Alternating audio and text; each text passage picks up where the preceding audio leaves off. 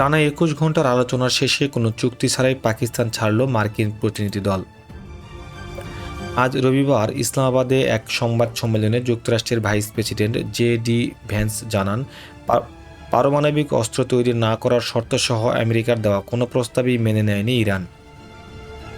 চুক্তি না হওয়াকে আমেরিকার চেয়ে ইরানের জন্য বড় দুঃসংবাদ বলে উল্লেখ করেছেন তিনি।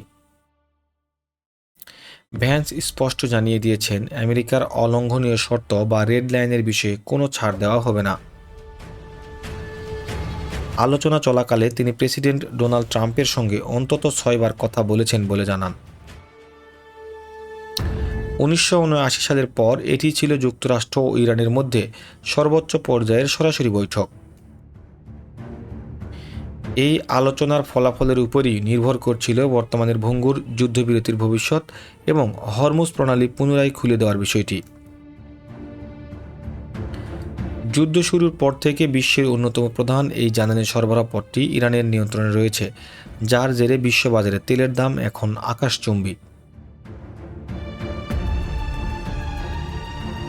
তবে সামাজিক যোগাযোগ মাধ্যম এক্সে ইরানের সরকার জানিয়েছে, মতবিরোধ থাকলেও আলোচনা চলবে এবং দুই পক্ষের বিশেষজ্ঞরা এখন নথিপত্র নিয়ে কাজ করবেন। যদিও পরবর্তী আলোচনার কোনো তারিখ জানানো হয়নি। পাকিস্তানের মধ্যস্থতায় আয়োজিত এই বৈঠকের মধ্যে মাঝে মাঝে দুই পক্ষের মধ্যে উত্তেজনা দেখা যায়। এমনকি মার্কিন হামলায় নিহত শিক্ষার্থীদের জুতো ও স্কুল ব্যাগ নিয়ে কালো পোশাকে বৈঠকে এসেছিলেন ইরানি প্রতিনিধি দল। এই গুরুত্বপূর্ণ বৈঠককে ঘিরে ইসলামাবাদে ছিল নজিরবিহীন নিরাপত্তা, যা একঘেয়ে অবস্থা থেকে পাকিস্তানকে নতুন কূটনৈতিক উত্থান হিসাবে দেখছেন অনেকেই।